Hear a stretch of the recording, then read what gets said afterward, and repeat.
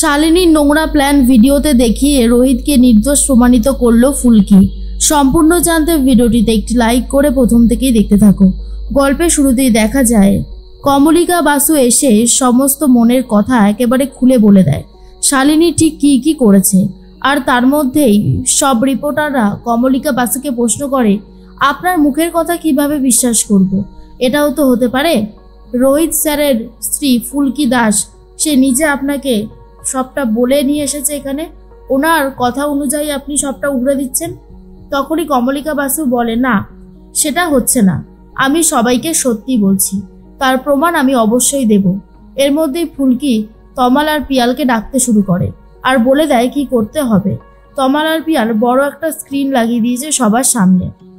তখনই ফুলকি বলে, এবারে আপনারা প্রমাণটা নিজের চোখেই দেখে নিন। শালিনী আর কমলিকা বাসু যেই কথাগুলো বলেছিল সেগুলো সবটাই রেকর্ড হয়েছিল, সেই সিসিটিভি ফুটেজটাই সবার সামনে চালিয়ে দিয়েছে। আর সেখানে স্পষ্ট দেখা যাচ্ছে আর শোনাও যাচ্ছে ঠিক কি কথা হয়েছে। শালিনী ম্যাডাম কমলিকা বাসুকে বলেছিল কি করতে হবে। কমলিকা বাসু বলেছিল, বলছি রোহিত রায়চৌধুরী কি এইসব ব্যাপারে কিছু জানে? তখন শালিনী স্পষ্ট করে ক্লিয়ার করে দিয়ে বলেছে, রোহিত তো এসব ব্যাপারে কিছু জানেই না, ইনফ্যাক্ট ও আমাকে বিয়ে করতে চায় না, কিন্তু আমি ওকে বিয়ে করব জোর করে। তুমি সমস্ত রিপোর্টারদের পাঠিয়ে দেবে, বাদবাকিটা আমি সামলে নেব। আর এটা শোনার পরে কমলিকা বাসু বলেছিল, ঠিক আছে তুমি যেমনটা বলবে তেমনটাই হবে। এর মধ্যে শালিনী মনে মনে ভাবে, সর্বনাশ, এখন তো সবাই সবটা জেনে গেল, প্রতিবাদও তো করতে পারবো না, উফ কি যে করি এখন। এর মধ্যেই রুদ্র, তার মধ্যে ঈশিতা, সবার মাথা একেবারে নিচু হয়ে যায়, কেউ আর কোনো কথা ভয়ে বলতে পারছে না। এর মধ্যেই ফুলকি বলে, আশা করি সবাই সবার উত্তর পেয়ে গেছেন, আর কোনো অসুবিধা নেই। এর মধ্যেই শালিনী কায়দা করে বলতে থাকে, বন্ধু তুমি দেখো পুরো আমার মতন দেখতে, হ্যাঁ হুবহু আমার মতন। রোহিত বলে, হ্যাঁ তোমার মতনই তো দেখতে। এর মধ্যেই শালিনী ঘরে চলে যায়। তখনই মনে মনে একটা কথা রোহিত ভাবতে থাকে, ফুলকির জন্যই অবশেষে আমি নির্দোষ প্রমাণিত হতে চলেছি, এর থেকে ভালো বোধহয় আর কিছু হতে পারে না, ফুলকির জন্যই আমি আবারও বেঁচে গেলাম। এর মধ্যেই কমলিকা বাসুকে ধন্যবাদ জানায় ফুলকি আর বলে, ম্যাডাম আপনি না থাকলে কোনো কিছুই সম্ভব হতো না, আপনাকে অসংখ্য ধন্যবাদ। কমলিকা বাসু বলে, না না, এতে ধন্যবাদ দেওয়ার কি আছে ফুলকি, তুমিও তো আমাকে বাঁচিয়েছো, তুমি না বাঁচালে কি করে হতো সবটা? আমার বাবা তো কোথায় চলে যেত খুঁজেই হয়তো পেতাম না। যাই হোক, তুমি এদিকটা এবারে সামলে নাও, আমি বরং আসি। ফুলকি বলে, সাবধানে যাবেন। এর মধ্যেই কমলিকা বাসু বলে যায়, আরও যদি কোনো হেল্প লাগে দ্বিধাবোধ করো না কিন্তু বলতে। রুদ্র তখন বলে, ম্যাডাম অনেক ধন্যবাদ, ভাগ্যিস আপনি সবটা দেখিয়েছেন, না হলে রোহিতার যা অবস্থা হতো। কিন্তু রুদ্র যে এটা মন থেকে বলে না সেটা ফুলকি বুঝে গিয়েছিল, তাই ফুলকি এইসব ব্যাপারটা ভালোভাবে সামলাচ্ছে। এরপর ফুলকি রোহিতকে বলে, স্যার আপনি যাবেন না, ম্যাডাম তো ওপরে চলে গেল। তখনই ফুলকির কথা শুনে রোহিত বলে, না এবারে আমি তোমার সাথে কথা বলতে যাব। ফুলকি আমি যে কি খুশি হয়েছি তোমাকে বলে বোঝাতে পারবো না, অনেক বড় একটা বিপদ থেকে তুমি আমাকে বাঁচিয়েছো, এর থেকে ভালো আর কি হতে পারে, আমি তোমার কাছে ঋণী হয়ে থাকলাম। ফুলকি বলে, না না স্যার, ঋণী হবার মতন কিছুই হয়নি, ভগবান আমাদেরকে বাঁচিয়েছে, মা কালী আমাদের পাশে ছিল। এর মধ্যেই শালিনী ঘরে গিয়ে জিনিসপত্র ভাঙচুর করতে থাকে আর বলে, সব ওই মেয়েটা শেষ করে দিচ্ছে, আমি আর সহ্য করতে পারছি না, কিছুতেই সহ্য হচ্ছে না ওই মেয়েটাকে, ওর জন্যই এত বড় বড় প্রবলেম। এই বলেই চারিদিকে সমস্ত জিনিসপত্র ভাঙচুর করে। রুদ্র বলে, এক্ষুনি আসছে ফুলকি, সব কিন্তু জেনে যাবে, মাথাটাকে ঠান্ডা করো শালিনী। শালিনী এবারে বলতে শুরু করেছে ঠিক কি কি হয়েছিল। পাস্টে দেখা যায় যেদিনকার ফুলকিকে বাঁচাতে রোহিত চলে গিয়েছিল, শালিনীকে এসে উদ্ধার করেছিল তিওয়ারি আর পুরো টিম। তারপরে শালিনীকে উদ্ধার করে নৌকা করে নিয়ে যাওয়া হয়েছিল একটা সেফ জায়গায়।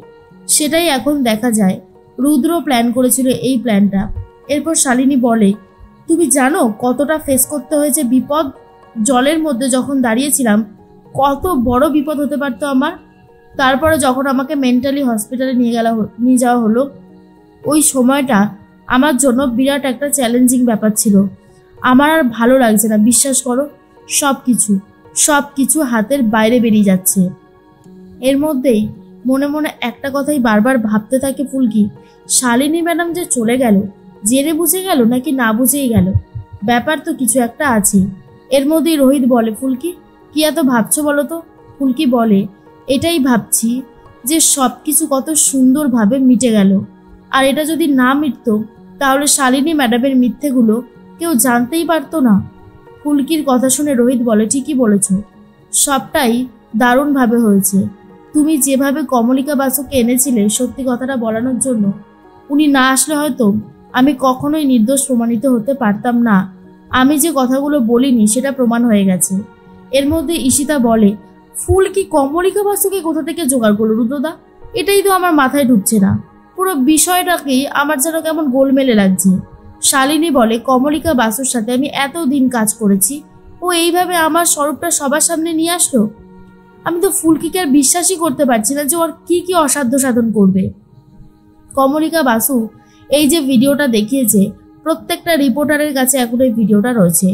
আমার যেটুকু মান সম্মান ছিল, ভালোবাসা ছিল, সব শেষ, আর কিচ্ছু অবশিষ্ট নেই রুদ্রদা। তাই তুমি আর আমাকে কোনো কথা দিতে এসো না। আমার যা হারানোর আমি হারিয়ে ফেলেছি।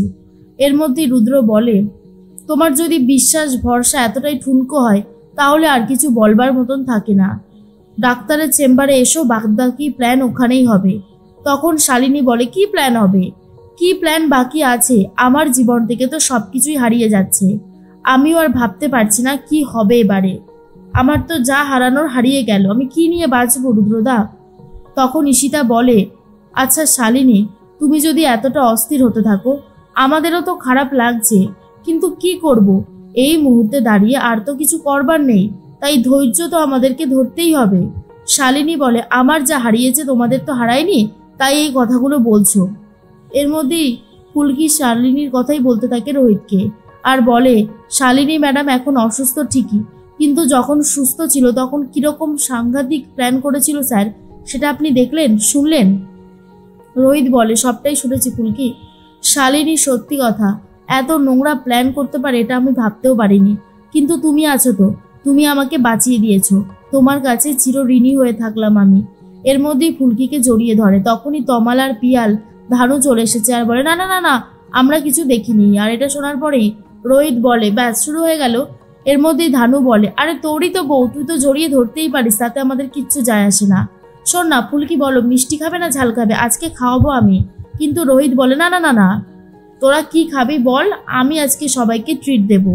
এটা শোনার পর ফুলকি তো খুবই খুশি হয়ে যায়। ফুলকি তখন ধানুকে বলে, ধানু দিদি, এরকম দিন কিন্তু বারবার আসে না, আজ এসেছে যখন উসুল করে নিতে হবে।